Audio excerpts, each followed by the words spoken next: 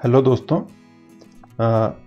जैसा कि हमें पता है कि section 14 of income tax act 1961 के अकॉर्डिंग हमें हर साल इनकम टैक्स पे करना होता है और सेक्शन 14 हमारी जितनी भी इनकम है उसको 5 हेड्स में डिवाइड कर देता है। पहला हेड है सैलरीज, दूसरा है इनकम फ्रॉम हाउस प्रॉपर्टी, तीसरा हेड है हमारा profits and gains of business और प्रोफेशन, चौथा हेड है हमारा कैपिटल गेन्स, पांचवा हेड है इनकम फ्रॉम अदर सोर्सेज। इस वीडियो में हम डिस्कस करेंगे अपने कैपिटल गेन्स के बारे में। इसको हम स्टडी करेंगे, समझेंगे कि हमारे कैपिटल गेन्स होते क्या हैं और उनके ऊपर हम किस प्रकार से टैक्स निकालते हैं। तो जो दूसरे हेड्स हैं salaries, income from house property, profit and gains of business और profession, income from other sources, इनका भी लिंक मैंने डिस्क्रिप्शन में डाल दिया है, तो आप उनको जाके देखिएगा कि इन सारे हेड्स के ऊपर हम अपनी टैक्सेशन कैसे करते हैं।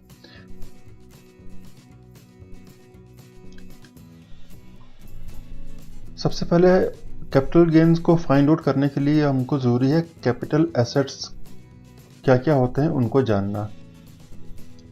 कैपिटल एसेट पहले हम फाइंड आउट करेंगे, उसके बाद हम जानेंगे कैपिटल गेन्स, उसके बाद हम जानेंगे उसके ऊपर टैक्स कैसे लगाया जाता है। तो हमारे कैपिटल एसेट्स कौन कौन से होते हैं? वो कोई भी एसेट जो एक इंडिविजुअल के पास होते हैं, जैसे कि उसका घर, बिल्डिंग, दुकान उसकी, कोई प्लॉट उसका, कोई ज़मीन उसके पास, कोई एग्रीकल्चरल लैंड, उनको हम कैपिटल एसेट माना जाता है। उसके अलावा उसकी ज्वेलरी, गोल्ड, सिल्वर, प्लेटिनम या कोई दूसरे प्रीशियस जो मेटल होते हैं या कोई स्टोन्स होते हैं, उनको भी कैपिटल एसेट माना जाता है। दोस्तों, मेटल यानी कि जैसे हम अंगूठियाँ पहनते हैं, कुछ ऐसे कॉस्टली स्टोन्स होते हैं जैसे नीलम होती है, पन्ना होता है, इनको भी हम कैपिटल एसेट मानते हैं।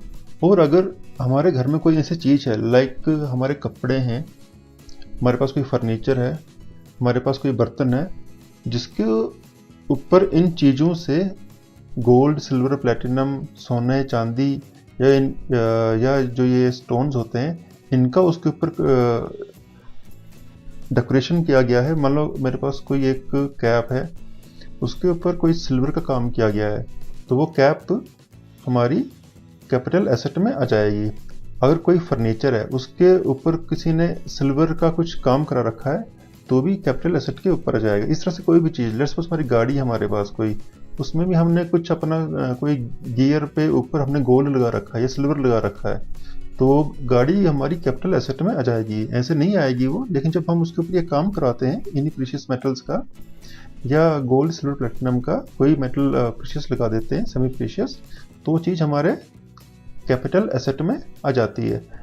या इसी तरह से हमारे घरों में हमने देखा है कि हम बर्तन रखते हैं, कई बार सोने के बर्तन होते हैं, चांदी के बर्तन होते हैं, तो वो बर्तन भी हमारे कैपिटल एसेट में आ जाते हैं। सिंपल बर्तन जो स्टील के आते हैं वो नहीं आते हैं, लेकिन अगर हम कोई गोल्ड, सिल्वर के बर्तन हो तो वो हमारे कैपिटल एसेट में आ जाते हैं। उसके बाद हमारी आर्कियोलॉजिकल कलेक्शंस।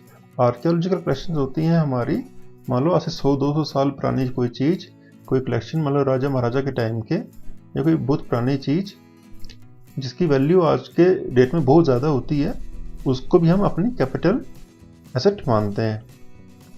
उसके बाद कोई drawing, painting, sculpture, any work of art, मतलब कोई, जैसे हमने देखा कि कुछ ड्राइंग्स बहुत ज़्यादा महंगी होती हैं, कुछ ऐसी पेंटिंग्स हैं जो बहुत ज़्यादा कॉस्टली होती हैं, उनकी वैल्यू करोड़ों में होती हैं। तो कोई भी चीज़ जिसकी वैल्यू बहुत महंगी होती है, कोई ऐसी पेंटिंग या कोई ऐसी मूर्ति या कोई भी ऐसा काम जो बहुत महंगा होता है, वो भी हमारा कैपिटल एसेट में आ जाता है। उसके बाद हमारी एग्रीकल्चरल लैंड, जो हमारी एग्रीकल्चरल लैंड है, वो भी हमारी कैपिटल एसेट मानी जाती है। लेकिन कब मानी जाती है वो कैपिटल एसेट? अगर हमारी एग्रीकल्चरल लैंड किसी municipality, notified area committee, town area committee, cantonment board या जिसकी कोई ऐसा कस्बा जिसकी आबादी 10,000 से कम नहीं है, तो उसको जो उसके अंदर जो ज़मीन फॉल करती है हमारी एग्रीकल्चरल लैंड, वो हमारी कैपिटल एसेट मानी जाती है। उसके अलावा अगर कोई हमारा कस्बा है, लेट्स सपोज, जिसकी आबादी 10,000 से ज़्यादा है या 1 लाख से कम है, मान लो कोई म्यूनसिपैलिटी है जिसकी आबादी 10,000 से ज़्यादा है और 1 लाख से कम है, तो उसकी जो बाउंड्री के आउटसाइड, बाउंड्री के अंदर तो वो कैपिटल एसेट मान रहे हैं हम एग्रीकल्चर लैंड को, लेकिन उसकी बाउंड्री के बाहर जो एरियल डिस्टेंस है 2 किलोमीटर एरियल डिस्टेंस तक जो भी एग्रीकल्चर लैंड होगी हम उसको कैपिटल एसेट मानेंगे। मान लो अगर कोई दूर दराज गांव में है तो वो एग्रीकल्चर लैंड नहीं मानी जाएगी, लेकिन अगर कोई ऐसी ज़मीन है जो किसी म्यूनसिपैलिटी के अंदर है तो वो कैपिटल एसेट मानी जाएगी। उसके अलावा अगर किसी कस्बे की आबादी 1 लाख से ज़्यादा है या 10 लाख से कम है तो उसकी बाउंड्री के बाहर वाली साइड कोई 6 किलोमीटर का जो इलाका है, एरियल डिस्टेंस हवा में जो डिस्टेंस होगा 6 किलोमीटर, वहाँ तक जो है उस लैंड को हम एग्रीकल्चर लैंड को भी हम कैपिटल एसेट मान के चलते हैं। उसके बाद अगर किसी एरिया की, किसी कस्बे की आबादी 10 लाख से ज़्यादा है तो उसकी बाउंड्री के बाहर जो 8 किलोमीटर तक एरियल डिस्टेंस है वो हमें वहाँ तक वो जो ज़मीन है उसकी एग्रीकल्चर लैंड चाहे किसान भाई की है वो, उसको भी हम कैपिटल एसेट मान के चलते हैं। अब हमारे कैपिटल एसेट्स होते कितने टाइप के हैं? तो दोस्तों हमारे कैपिटल एसेट 2 टाइप के होते हैं, एक होते हैं लॉन्ग टर्म कैपिटल एसेट और दूसरे होते हैं शॉर्ट टर्म कैपिटल एसेट। तो पहले हम पढ़ेंगे लॉन्ग टर्म कैपिटल एसेट क्या होते हैं। कैपिटल एसेट और अनलिस्टेड शेयर्स जो कि एक इंडिविजुअल के पास 24 महीने से ज़्यादा रहते हैं उनको हम कहते हैं लॉन्ग टर्म कैपिटल एसेट। मतलब जो भी एसेट हमारे पास है, कोई भी चीज़ है, कोई ज़मीन है, कोई सोना है, हमारे पास अगर वो 2 साल से ज़्यादा हमारे पास रहता है तो हमारा कैपिटल एसेट हो जाएगा वो।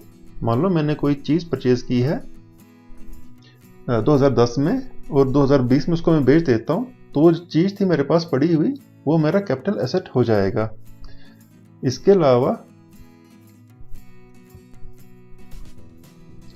अगर हमारे पास कोई शेयर्स होते हैं जो लिस्टेड हैं,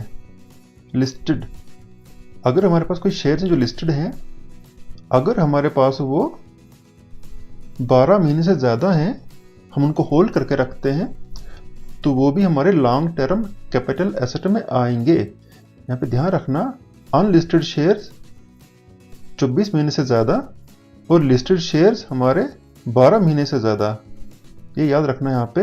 अगर हम इनको लिस्टेड शेयर्स को 12 महीने से ज़्यादा होल्ड करके रखते हैं तो हमारे लॉन्ग टर्म कैपिटल एसेट में आएंगे, और अगर हमारे अनलिस्टेड शेयर्स और कैपिटल एसेट्स को हम 24 महीने से ज़्यादा पकड़ के रखेंगे, होल्ड करके रखेंगे, हमारे पास हमारे पोजीशन में होंगे तो हमारे वो लॉन्ग टर्म कैपिटल एसेट में आएंगे। उसके अलावा जो हमारी सेविंग्स होती हैं 80C to 80U, हमको कुछ सेविंग्स डिडक्शंस मिलती हैं, वो लॉन्ग टर्म कैपिटल एसेट के ऊपर हमको नहीं मिलती। जो भी हमारे गेन्स होते हैं उसके ऊपर डायरेक्टली टैक्सेशन की जाती है 20% के हिसाब से या 10% के हिसाब से, और उसके ऊपर हमको 80C to 80U की जो डिडक्शंस होती है वो नहीं मिलती हैं।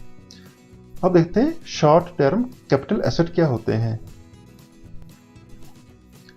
वो कैपिटल एसेट या अनलिस्टेड शेयर्स जो हमने 24 महीने से कम टाइम के लिए, 24 महीने या 24 महीने से कम मतलब 2 साल या 2 साल से कम टाइम के लिए अपनी पोजीशन में रखे होते हैं, ऐसे कैपिटल एसेट, ऐसा सोना, गोल्ड या कोई ऐसी चीज़ या ऐसे अनलिस्टेड शेयर्स हमने अपने पास रखे हैं, पोजीशन में रखे हैं 2 साल या 2 साल से कम, तो वो हमारे शॉर्ट टर्म कैपिटल एसेट में काउंटिंग होती है।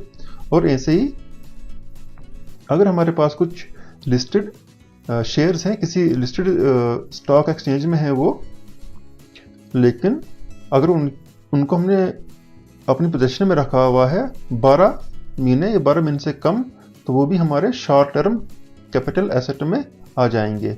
तो शॉर्ट टर्म कैपिटल एसेट के ऊपर हम या तो नॉर्मल रेट ऑफ टैक्स लगाते हैं जो हमारा होता है बना हुआ 0%, 5%, 15%, 20%, 30%, या उनको डायरेक्टली हम 15% के हिसाब से निकालते हैं। ये हम आगे जाके फर्दर पढ़ेंगे कि हम किस तरह से इसकी टैक्सेशन करते हैं। अभी हम समझ रहे हैं कि एसेट्स होते क्या हैं, उसके बाद हम पढ़ेंगे, देखते हैं long term capital gains. Long term capital gains वो होते हैं कि कोई भी प्रॉफिट जो मुझे कोई भी एसेट बेचने के ऊपर मिलता है उसको हम कहते हैं लॉन्ग टर्म कैपिटल गेन्स। मान लो मैंने एक ज़मीन ली 2010 में 1 लाख की, 2020 में मैंने वो बेच दी 10 लाख की। 1 लाख की ज़मीन ली मैंने 2010 में, 2020 में मैंने वही ज़मीन बेच दी 10 लाख की, तो मुझे फ़ायदा हुआ 9 लाख का। तो वो जो मेरा 9 लाख का फ़ायदा है वो लॉन्ग टर्म कैपिटल गेन में चला जाएगा। ऐसे ही अगर मैं गोल्ड खरीदता हूँ 2020 में और उसको मैं 2021 में ही बेच देता हूँ, या उसको 1 महीने के बाद ही बेच देता हूँ, 2020 में बेच देता हूँ, तो मेरा जो प्रॉफिट मुझे आएगा उसके ऊपर, मान लो मैंने सोना खरीदा 1 लाख का, उसको मैंने बेच दिया अगले महीने 2 लाख का, तो जो मुझे 1 लाख का प्रॉफिट हुआ वो मेरा शॉर्ट टर्म कैपिटल गेन्स में रिफ्लेक्ट होगा। अब हम कुछ इलस्ट्रेशन देखते हैं, कुछ एग्जांपल्स के थ्रू ये समझते हैं कि शॉर्ट टर्म कैपिटल एसेट क्या होता है और लॉन्ग टर्म कैपिटल एसेट क्या होता है। ये मिस्टर विक्की हैं, ये एक सैलरीड एम्प्लॉई है। इन्होंने एक ज़मीन ली थी अप्रैल 2019 में और इसको इन्होंने दिसंबर 2020 में बेच दिया। मतलब इन्होंने इस ज़मीन को 24 महीने से कम टाइम के लिए अपने पास रखा, इसलिए ये शॉर्ट टर्म कैपिटल एसेट होगा और इसके ऊपर इनको जो प्रॉफिट होगा वो शॉर्ट टर्म कैपिटल गेन में आएगा। ये मिस्टर सचिन है, इन्होंने एक ज़मीन ली थी जुलाई 2017 में और उसको बेच दिया है जनवरी 2021 में। मतलब इन्होंने इस ज़मीन को 2 साल से ज़्यादा टाइम के लिए अपने पास रखा था, तो इसलिए ये लॉन्ग टर्म कैपिटल एसेट आएगा और जब इसको ये बेचेंगे जो प्रॉफिट होगा हम उसको कहेंगे लॉन्ग टर्म कैपिटल गेन और उसके ऊपर हम अकॉर्डिंगली टैक्स लगाएंगे। ये मिस्टर नितिन है, ये एक सैलरीड एम्प्लॉई हैं। इन्होंने शेयर्स खरीदे हैं, लिस्टेड शेयर्स। ध्यान रखना शेयर्स में हमको लिस्टेड और अनलिस्टेड का खास ध्यान रखना है। लिस्टेड शेयर्स लिए हैं इन्होंने अप्रैल 2018 में और उनको ये दिसंबर 2019 में बेच देते हैं। मतलब इन्होंने ये शेयर्स 12 महीने से ज़्यादा अपने पास रखे हैं, तो इसलिए ये लॉन्ग टर्म कैपिटल एसेट में आएंगे। ये मिस्टर सन्नी है, ये एक सैलरीड एम्प्लॉई हैं। इन्होंने अप्रैल 2020 में कुछ इक्विटी शेयर्स लिए थे और जनवरी 2021 में इनको बेच दिया था। मतलब इन्होंने ये 12 महीने से कम टाइम अपने पास रखे, इसलिए ये शॉर्ट टर्म कैपिटल एसेट में ही आएंगे। ये मिस्टर अक्षय हैं, ये भी एक सैलरीड एम्प्लॉई हैं। इन्होंने अप्रैल 2019 में कुछ अनलिस्टेड शेयर्स लिए थे और जनवरी 2021 में उनको बेच दिया था। मतलब इन्होंने इसको 24 महीने से कम टाइम के लिए अपने पास रखा था, तो ये इनके शॉर्ट टर्म कैपिटल एसेट में आएंगे। ये मिस्टर रजनीश हैं, ये एक सैलरीड एम्प्लॉई हैं। इन्होंने भी कुछ अनलिस्टेड शेयर्स लिए थे अप्रैल 2013 में और इनको 2020 में बेच दिया। मतलब इन्होंने 24 महीने से ज़्यादा अपने पास ये शेयर्स रखे, तो ये लॉन्ग टर्म कैपिटल एसेट में आएंगे और इसके ऊपर जो भी इनको प्रॉफिट होगा वो लॉन्ग टर्म कैपिटल गेन के अंदर कैलकुलेशन होगा। यहाँ हमने देखा कि कैपिटल एसेट और अनलिस्टेड शेयर्स इनकी ड्यूरेशन बराबर है 24 महीने दोनों केसेस में, या तो 24 महीने से कम या तो 24 महीने से ज़्यादा। और जो लिस्टेड शेयर्स हैं उनकी ड्यूरेशन 12 महीने से कम या 12 महीने से ज़्यादा। अब हम एक एग्जाम्पल के मीडियम से समझेंगे कि हम शॉर्ट टर्म कैपिटल गेन्स को कैसे निकालें। ये मिस्टर आशीष हैं, इन्होंने मई 2019 में एक प्लॉट लिया था। प्लॉट हो ज्वेलरी हो, इस एग्जाम्पल हम प्लॉट की बात कर रहे हैं। एक पीस ऑफ लैंड ली थी इन्होंने 5 लाख की और सेम ज़मीन को इन्होंने बेच दिया था मई 2021 में 11 लाख की और इन्होंने 1 लाख रुपए की ब्रोकरेज भी दी थी। इसी ज़मीन के ऊपर इन्होंने 50,000 रुपये का कुछ इम्प्रूवमेंट कॉस्ट कराया था अगस्त 2020 में। अब हमको देखना है कि इनका कैपिटल गेन कितना हुआ। तो सबसे पहले हमने क्या करना है, जो सेल कंसिडरेशन है वो लिखनी है। 11 लाख में इन्होंने इस प्लॉट को बेचा, 1 लाख इन्होंने ब्रोकरेज दी, मतलब 10 लाख का इनको कैश अपने पास आया। उसके बाद हम इसमें से माइनस करेंगे 5 लाख, क्योंकि इन्होंने 5 लाख की ज़मीन ली थी, और 50,000 फर्दर माइनस कर देंगे। तो इनको जो नेट प्रॉफिट है इसके ऊपर जो गेन हुआ है इस ट्रांजैक्शन में वो हुआ है 4,50,000 रुपये का। तो जो 4,50,000 रुपये का फ़ायदा हुआ है उसे हम कहेंगे शॉर्ट टर्म कैपिटल गेन। ये मेथड है शॉर्ट टर्म कैपिटल गेन्स को निकालने का। अब हम देखते हैं कि शॉर्ट टर्म कैपिटल गेन्स के ऊपर टैक्सेशन कैसे की जाती है। Short term capital gains gain जो होते हैं उनके ऊपर टैक्स कैलकुलेट करने का एक सिंपल सा मेथड ये है कि जो भी चीज़ हमारी सेक्शन 111A के अंडर डिफाइन की गई है उसके ऊपर हमको सिंपली 15% टैक्स लगाना है, और जो चीज़ इसके अंदर डिफाइंड नहीं है उसको हमने इंडिविजुअल की नॉर्मल इनकम के साथ ऐड कर देना है, उसकी सैलरी इनकम के साथ ऐड कर देना है, और उसके ऊपर नॉर्मल टैक्स रेट जो होते हैं हमारे बने हुए 0, 5, 10, 15 उसके हिसाब से उसके ऊपर टैक्स लगा देना है। तो आइए देखते हैं इस इलस्ट्रेशन में वो शॉर्ट टर्म कैपिटल गेन्स जो सेक्शन 111A के अंदर मेंशन कर रखे हैं। STCG arising on sale of equity shares listed in a recognized stock exchange which is chargeable to STT Securities Transaction Tax. STCG arising on sale of units of equity oriented mutual funds sold through a recognized stock exchange which is chargeable to STT. STCG arising on sale of units of a business trust. STCG arising on sale of equity shares, units of equity-oriented mutual funds or units of a business trust through a recognized stock exchange located in any international financial services center and consideration is paid or payable in foreign currency, even if transaction of sale is not chargeable to securities transaction tax. तो हमने देखा जो ये वाली equity shares हमारे या shares होते हैं, अगर हम इसमें डील कर रहे हैं और इनको हम होल्ड करके रखते हैं अपने पास, तो इसके ऊपर जो हमें प्रॉफिट होगा हम उसको 15% के ऊपर सीधा टैक्स लगा देंगे, और साथ में ये भी ध्यान रखेंगे कि इसमें जो हमको प्रॉफिट होगा उसके अंडर 80C to 80U जो भी हमको रियायतें मिलती हैं, जो डिडक्शंस मिलती हैं, हम उसका बेनिफिट इसमें नहीं उठा सकते। अब हम देखते हैं सेक्शन 111 के बाहर कौन कौन सी चीज मेंशन की कर रखी है।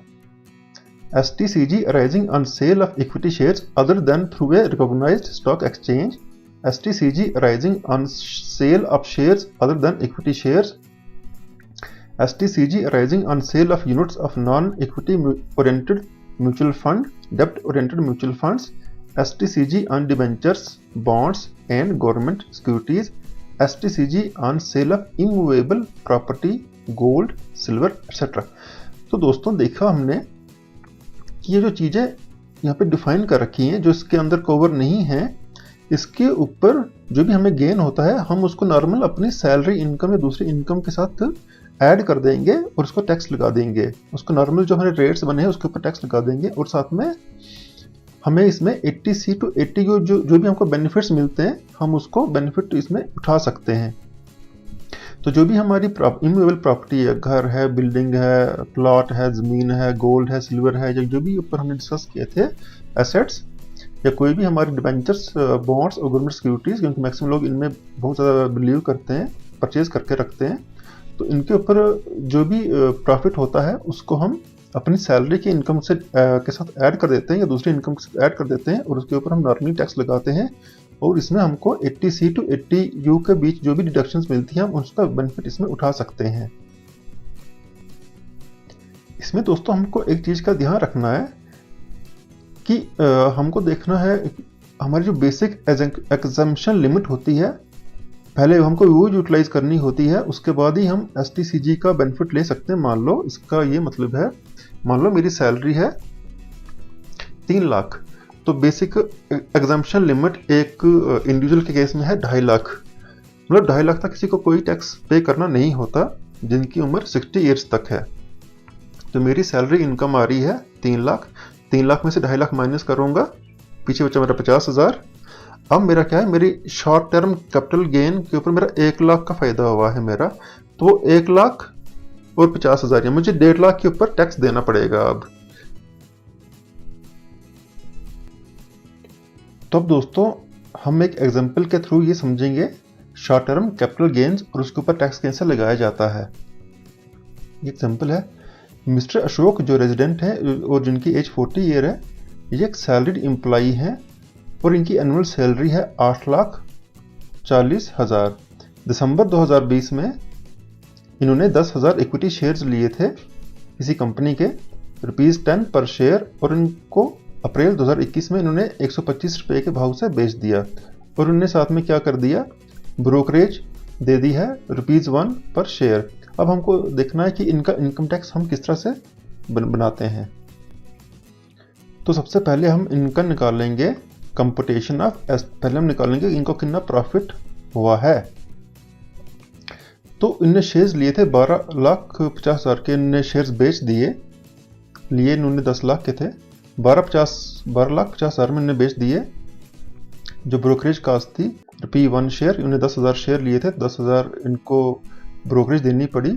तो नेट जो है इनको कैश कितना आया, 12,50,000 में से 10,000 माइनस करेंगे, 12,40,000 इनको नेट कैश आया। तो इनने कॉस्ट ऑफ एक्विजिशन, इनने 10 लाख के शेयर्स लिए थे, इनने क्योंकि 100 रुपये का एक शेयर लिया था और इन्हें 10,000 शेयर लिए थे, तो इनको कीमत पड़ी थी 10 लाख। एक्सपेंसेस वगैरह इनको कुछ भी नहीं आए थे और इनको कॉस्ट ऑफ इम्प्रूवमेंट वगैरह भी नील है इनकी। तो 12,40,000 में से 10 लाख माइनस करेंगे तो इनका जो शॉर्ट टर्म कैपिटल गेन है वो आएगा 2,40,000। तो यहाँ पे इनकी सैलरी इनकम है 8,40,000, शॉर्ट टर्म कैपिटल गेन है इनका 2,40,000। अब इन दोनों को हम ऐड कर देंगे और इनका जो टोटल ग्रॉस इनकम है साल का वो है 10,80,000। डिडक्शन इनको 80C to 80U इनको नील है और टोटल टैक्सेबल इनकम बन जाती है इनकी 10,80,000। अब हम इसको देखना किस तरह से टैक्स लगाएंगे। अब जो ये शॉर्ट टर्म कैपिटल गेन है, ये सेक्शन 111 जो होता है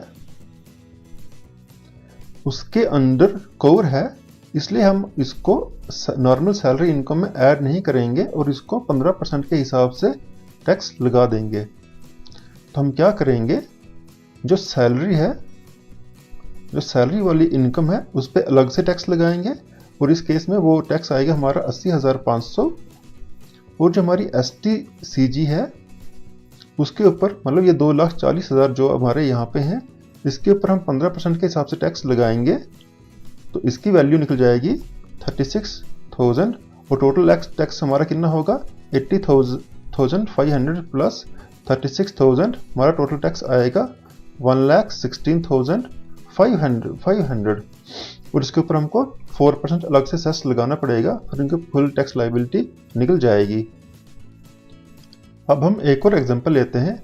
मिस्टर कुमार हैं जो, ये भी एक सैलरीड एम्प्लॉई हैं और इनकी एनुअल सैलरी है 8,40,000। इन्होंने एक प्लॉट ऑफ लैंड लिया था, कुछ ज़मीन ली थी इन्होंने 10 लाख की दिसंबर 2020 में, और सेम ज़मीन को ये बेचते हैं अप्रैल 2021 में 12,10,000 की, और ये ब्रोकरेज देते हैं 10,000 की। तो हम पहले फाइंड आउट करेंगे इनका कैपिटल गेन। 12,10,000 में अपनी ज़मीन बेच देते हैं, 10,000 रुपये अपनी ब्रोकरेज देते हैं, तो इनके पास कितना कैश आया 12 लाख। तो 12 लाख में से 10 लाख तो इनने परचेज प्राइस दी थी, ज़मीन खरीदी थी 10 लाख की, तो इम्प्रूवमेंट इनका कुछ कराया नहीं इनने, तो इनको कितना प्रॉफिट हुआ, शॉर्ट टर्म कैपिटल गेन इनका है 2 लाख। अब ये जो 2 लाख है ये नॉर्मल है, मतलब ये सेक्शन 111 के में डिफाइंड नहीं है, उसके अंदर ये कवर नहीं है, इसलिए हम जो ये 2 लाख रुपया है इसको इनकी नॉर्मल सैलरी इनकम में ऐड कर देंगे और उसके ऊपर हम इसको टैक्स लगा देंगे। इनकी सैलरी इनकम है 8,40,000, शॉर्ट टर्म गेन इनको हुआ था 2 लाख, ग्रॉस टोटल इनकम बन गई इनकी 10,40,000, डिडक्शंस इनने कुछ नहीं ली है, तो टोटल टैक्सेबल इनकम इनकी आ गई 10,40,000। इसके ऊपर जो इसको हमने ऐड करके टैक्स लगाया। पिछले एग्जाम्पल में हमने सैलरी को अलग से टैक्स लगाया था और शॉर्ट टर्म कैपिटल गेन को अलग से टैक्स लगाया था, लेकिन इस केस में हमने इसको ऐड किया और उसको नॉर्मल टैक्स स्लैब्स के थ्रू टैक्स लगाया और ये हमारा टैक्स आ गया 1,24,500। उसके ऊपर हमने हेल्थ एंड एजुकेशन सेस लगाया है 4,980 और टोटल इनकी लाइबिलिटी या टैक्स लाइबिलिटी है 1,29,480 रुपये। तो दोस्तों मैं उम्मीद करता हूँ कि आपको शॉर्ट टर्म कैपिटल गेंस निकालना आ गया होगा और उसके ऊपर टैक्सेशन हम कैसे निकालते हैं वो भी आपको आ गया होगा। कुछ केसेस में हम करते हैं 15% के हिसाब से, कुछ में हम करते हैं नॉर्मल। मैंने दोनों एग्जाम्पलें करके आपको बता दी हैं। अब हम चलते हैं लॉन्ग टर्म कैपिटल गेंस की तरफ। तो दोस्तों हम लॉन्ग टर्म कैपिटल गेंस को भी एक एग्जाम्पल के थ्रू समझेंगे। ये मिस्टर ठाकुर है, इन्होंने एक पीस ऑफ लैंड लिया है मई 2005 में 5 लाख का, और इन्होंने उसी ज़मीन को अप्रैल 2020 में 16 लाख रुपए का बेच दिया है और ब्रोकरेज दी है 1 लाख की। इन्होंने 50,000 रुपये का कुछ इंप्रूवमेंट कास्ट काम कराया था अगस्त 2015 में। अब हम देखते हैं कि कैपिटल गेंस कितने हैं। तो 16 लाख में इन्होंने ज़मीन को बेच दिया, 1 लाख रुपया इन्होंने ब्रोकरेज कास्ट दी, तो नेट कैश इनके पास कितना आया 15 लाख। उसके बाद अब ये चीज़ इसमें बहुत ज़्यादा इंटरेस्टिंग है, इंडेक्स्ड कास्ट ऑफ एक्विजिशन। अब ये होता क्या है, तो सेंट्रल गवर्नमेंट क्या करती है, इन्होंने एक कास्ट इन्फ्लेशन इंडेक्स निकाला होता है कि हर साल कितनी महंगाई है, उसके हिसाब से इन्होंने ये कास्ट इन्फ्लेशन इंडेक्स निकाला हुआ है। तो ये निकालते कैसे हैं, indexed cost of acquisition is computed with the help of following formula. ये एक फार्मूला है जिसकी हेल्प लेके हम इसकी cost indexed cost of acquisition निकालते हैं। इसका मतलब ये होता है कि मान लो अगर हम सेम चीज़ को आज की डेट में लेते या किसी पर्टिकुलर ईयर में लेते, तो उसकी उस टाइम पे कास्ट कितनी निकलती, कितना इंक्रीज होके उसकी वैल्यू निकल जाती। तो cost of acquisition multiply by cost inflation index of the year of transfer of capital asset divided by cost inflation index of the year of acquisition. इसके साथ ही हम इंडेक्स्ड कास्ट ऑफ इंप्रूवमेंट भी निकाल सकते हैं। उसका फार्मूला है cost of improvement multiply by cost inflation index of the year of transfer of capital asset cost inflation index of the year of improvement. इसको हम इसी एग्जांपल में मैंने कंबाइन किया हुआ है, इसको भी समझाते हैं आपको। इंडेक्स्ड कास्ट ऑफ एक्विजिशन, अब हमारी कास्ट कितनी थी एक्विजिशन की, हमने 5 लाख में ये प्लॉट लिया था, तो ये 5 लाख आ गया यहाँ पे इधर। जैसे 5 लाख को हमने मल्टीप्लाई करना है, हमने इसको बेच कब रहे हैं, अप्रैल 2020 में, मतलब हमने देखना है अप्रैल 2020। यहाँ पे आप देखिए अप्रैल 2020, 2020-21 में कास्ट इन्फ्लेशन इंडेक्स है हमारा 301। तो हम क्या करेंगे, 5 लाख को 301 से मल्टीप्लाई करेंगे और इसको डिवाइड करेंगे हम किससे, उस साल के इंडेक्स से जब हमने ये परचेज की थी। तो उस साल का इंडेक्स था हमारा मई 2005 में हमने ज़मीन खरीदी थी, उस टाइम कास्ट इन्फ्लेशन इंडेक्स था हमारा 117। तो हमने 5 लाख को मल्टीप्लाई किया 301 से और डिवाइड किया 1,17,000 से, तो इसकी वैल्यू आ गई 12,86,324।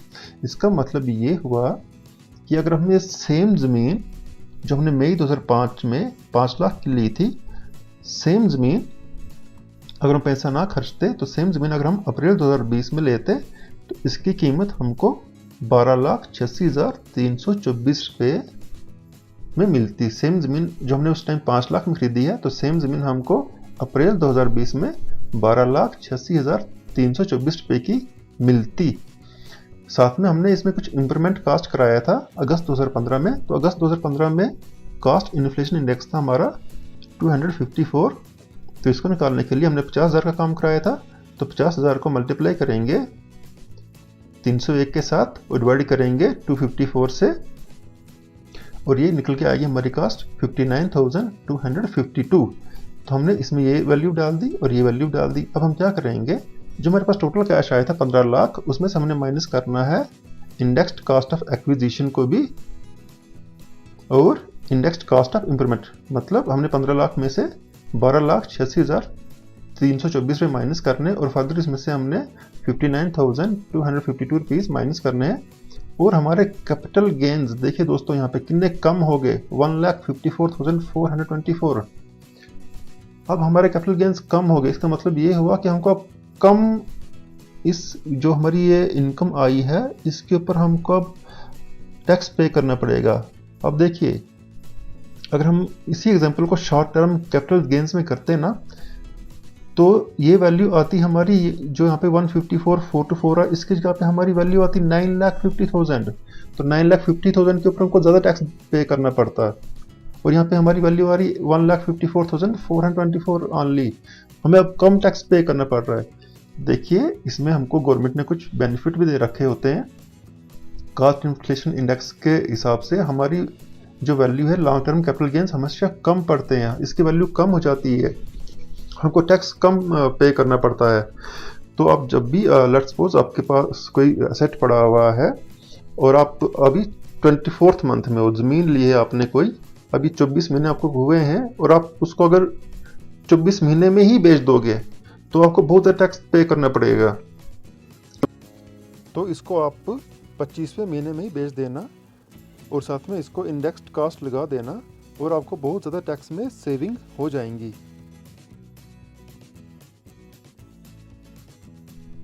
अब हम देखते हैं कि लॉन्ग टर्म कैपिटल गेन्स के ऊपर टैक्सेशन कैसे की जाती है।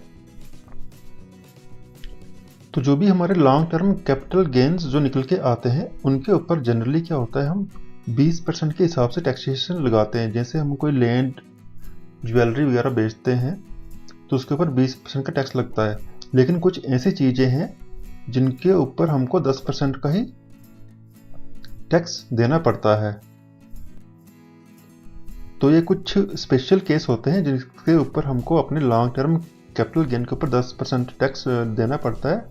वो होते हैं long term capital gains arising from the sale of listed securities and it exceeds ₹1 lakh. Long term capital gains arising from transfer of any of the following asset: any security which is listed in a recognized stock exchange in India, any unit of UTI or mutual fund whether listed or not, and 0 coupon bonds। इसके अलावा in case of an equity share in a company, securities transaction tax has been paid on both acquisition and transfer of such capital asset, and in case a unit of any equity oriented fund or a unit of business trust STT has been paid on transfer of such capital asset। ये जो चीज़ें हैं इनके ऊपर हमको 10% के हिसाब से टैक्स पे करना होता है। और इसके अलावा जो भी चीज़ें हैं हम उसको जो भी हमारे लॉन्ग टर्म कैपिटल गेन होते हैं उसके ऊपर हमको 20% के हिसाब से टैक्स कैलकुलेट करना होता है। तो दोस्तों एक एग्जांपल के थ्रू समझते हैं कि हम लॉन्ग टर्म कैपिटल गेन्स के ऊपर टैक्स कैसे लगाएं। ये मिस्टर कुमार हैं, इन्होंने एक ज़मीन ली थी दिसंबर 2006 में 28,100 रुपये की, और इसी ज़मीन को इन्होंने अप्रैल 2020 में 5 लाख रुपए में बेच दिया। अब हम निकालेंगे इनको कितना टैक्स पे करना पड़ेगा। इन्होंने 5 लाख में ज़मीन को बेचा तो इनको जो इंडेक्स्ड कॉस्ट ऑफ एक्विजिशन, इन्होंने ज़मीन ली थी 28,000 में 28,100 रुपये में, लेकिन उसकी इंडेक्स्ड कॉस्ट बन गई 69,329, इंप्रूवमेंट इनकी नील थी। इनका long term capital gain 5 lakh minus 69,329, यह आएगा 4,30,671 रुपीज़। तो इस वाले अमाउंट के ऊपर हमको डायरेक्टली 20% का टैक्स लगाना है जो बनता है 86,134। इसके ऊपर आएगा 4% सेस और जो टोटल टैक्स बनेगा इनका वो बनेगा 89,563। तो दोस्तों हमने जो एग्जांपल पहले डिस्कस की थी, इस केस में हमारा टैक्स, इसमें हमें प्रॉफिट हुआ था 1,54,424 रुपीज़ का। इसके ऊपर हमको 20% के हिसाब से टैक्स पे करना पड़ेगा, मतलब इसके ऊपर हम डायरेक्टली 30,884 रुपीज़ हमको टैक्स पे करना पड़ेगा। और जो ये इनकम है ये हमारी सैलरी इनकम या दूसरी इनकम में ऐड नहीं होती, इसके ऊपर डायरेक्टली 20% का टैक्स पे करना ही करना होता है। इसके अलावा दोस्तों जो हमारी ये LTCG होती है, लॉन्ग टर्म कैपिटल गेन होते हैं, जैसे हमने देखा हमको इसके ऊपर टैक्स देना पड़ता है इस गेन्स के ऊपर, लेकिन कुछ एक्सेप्शंस होती हैं जिसके केस में हमको टैक्स नहीं देना पड़ता। वो एक्सेप्शन इस तरह से है, अगर हम कोई रेजिडेंशियल घर बेचते हैं तो उसके ऊपर अगर हम जो अमाउंट हमको मिला, अगर वो पूरा का पूरा अमाउंट हम एक नया घर लेने में इन्वेस्ट करते हैं। समझा रही दोस्तों? अगर हमने जो हमको गेन हुआ, लेट्स सपोज 10 लाख का, जितना का भी हमको गेन हुआ, 10 लाख 12 लाख का गेन हुआ, अगर हम वो पूरा का पूरा अमाउंट एक नया घर बनाने में लगा देते हैं, या वो सारा का सारा अमाउंट हम NHAI या RECL के कुछ स्पेसिफाइड बॉन्ड्स आते हैं उसमें लगाते हैं, तो हमको टैक्स नहीं देना पड़ता। इसमें कंडीशन ये है कि अगर हम ये पैसा अपना इन बॉन्ड्स के अंदर 6 महीने के अंदर लगा दें, विदिन 6 मंथ्स लगा दें, तो हमें कोई भी टैक्स नहीं देना पड़ता। और हमने घर लिया है, अगर हमने परचेज की है, तो हम 1 साल के अंदर ही हमको उस घर को परचेज करना है। और अगर हम घर बना रहे हैं, कंस्ट्रक्ट कर रहे हैं, तो हमको वो घर 3 साल के अंदर उसको फिनिश करना है। उस केस में हमको कैपिटल गेन जो होता है उसके ऊपर हमको टैक्स पे करने की ज़रूरत नहीं होती है। इसके अलावा दोस्तों, अगर हमने कोई घर बनाया है या ख़रीदा है, तो हमें पता है कि हमें उसके प्रिंसिपल की रीपेमेंट, उसकी स्टैंप ड्यूटी, उसकी रजिस्ट्रेशन और उस पर जो इंटरेस्ट लगता है, उसको हम सेक्शन 80C में हमको उसके बहुत सारे बेनिफिट्स मिलते हैं। लेकिन अगर हम जिस घर को हमने बनाया है उसको अगर हम 5 साल के अंदर ही बेच दें, तो सारी की सारी जो भी हमको फ़ायदे मिले थे वो सारे के सारे रिवर्स हो जाते हैं। तो आप ये थोड़ा सा ध्यान रखना। एक और चीज़ दोस्तों, लेट्स सपोज हम कोई घर लेते हैं, कोई प्रॉपर्टी लेते हैं, लैंड और बिल्डिंग, तो लेट्स सपोज उसमें गवर्नमेंट रेट है उसका 20 लाख, 20 लाख उसका गवर्नमेंट रेट है, स्टैंप ड्यूटी जो है उसकी 20 लाख है, लेकिन हम उसको ले रहे हैं सिर्फ 10 लाख में। तो जो 10 लाख का डिफरेंस है, जो 10 लाख का प्रॉफिट हो रहा है, वो जो हमको गेन हो रहा है, वो हमारे इनकम फ्रॉम अदर सोर्सेज में रिफ्लेक्ट होता है। वो बायर के जो है ना head, income from other sources, उसके अंदर वो 10 लाख उसमें रिफ्लेक्ट होगा और उसके ऊपर उसको टैक्स देना पड़ेगा। इसके अलावा दोस्तों, अगर हम 50 लाख से ऊपर कोई प्रॉपर्टी खरीद रहे हैं, कोई भी इमूवेबल प्रॉपर्टी, चाहे हम ज़मीन खरीद रहे हैं, घर खरीद रहे हैं, तो हमको क्या करना है, 1% TDS टैक्स डिडक्ट करना है उसी टाइम सोर्स पे। इसको कहते हैं टैक्स डिडक्टेड एट सोर्स।